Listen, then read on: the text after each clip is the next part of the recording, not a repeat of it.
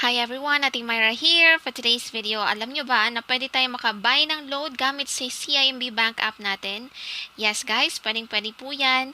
And let's see kung mas okay ba siyang gamitin kaysa kay Coinsph, PAYMAYA, tsaka kay GCASH.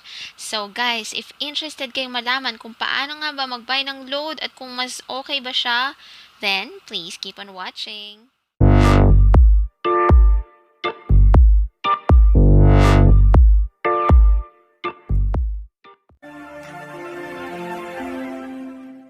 Okay, so guys, andito tayo sa ating CIMB bank app at magbabuy tayo or bibili tayo ng load gamit si CIMB bank app. Kung paano yan, punta lang po tayo sa transaction. After, piliin po natin yung buy load. Dito po sa buy load, ayan, lagay lang po natin yung number po natin. Tapos, piliin po natin kung anong load yung gusto natin. So, regular load lang po yung pwede dito. Wala pong call and text or something like that. Okay? So, for this video, try lang natin. Hindi pa pwede ikaw yung pumili ng load. Hold on. Try natin dito. Wala pa naman akong favorites. So, itong favorites, guys, ito yung contact numbers niyo po. Okay? I believe so. Kagaya kay Coins, pwede mo siyang ma-save as favorite. But for this video, guys, hindi ka makaka-choose ng amount na gusto mong i-load. Okay? So, ito lang yung choices. 10 pesos yung pinakamababa. Next is 100 pesos at 900 pesos naman yung pinaka-mataas.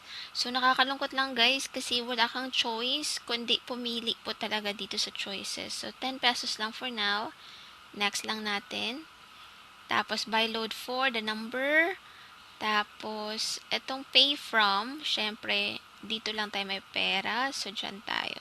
So, you can choose kung saan nyo gustong magbayad. Sa Fast Plus nyo ba? Sa Upsave nyo ba? Or sa GCash, GSave nyo ba?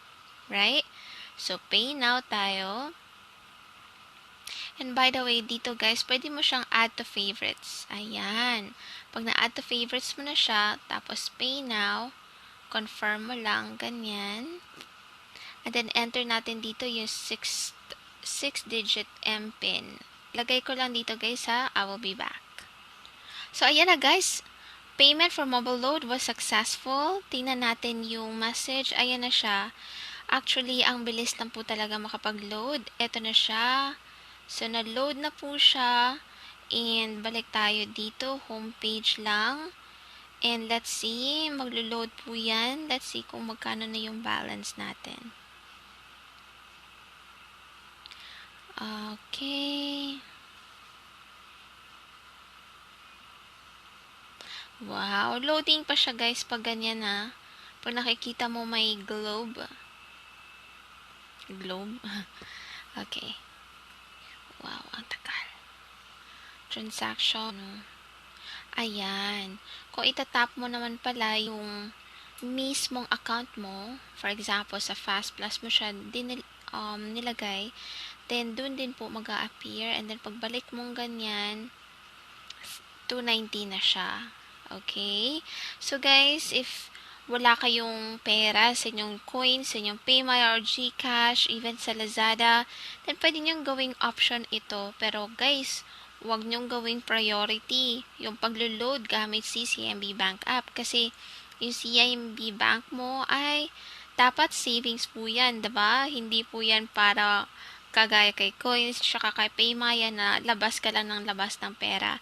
CIMB bank, dapat po save po tayo dito. Alright? Anyway guys, thank you so much for watching. I hope nakatulong video na to. See you again next time. Bye-bye!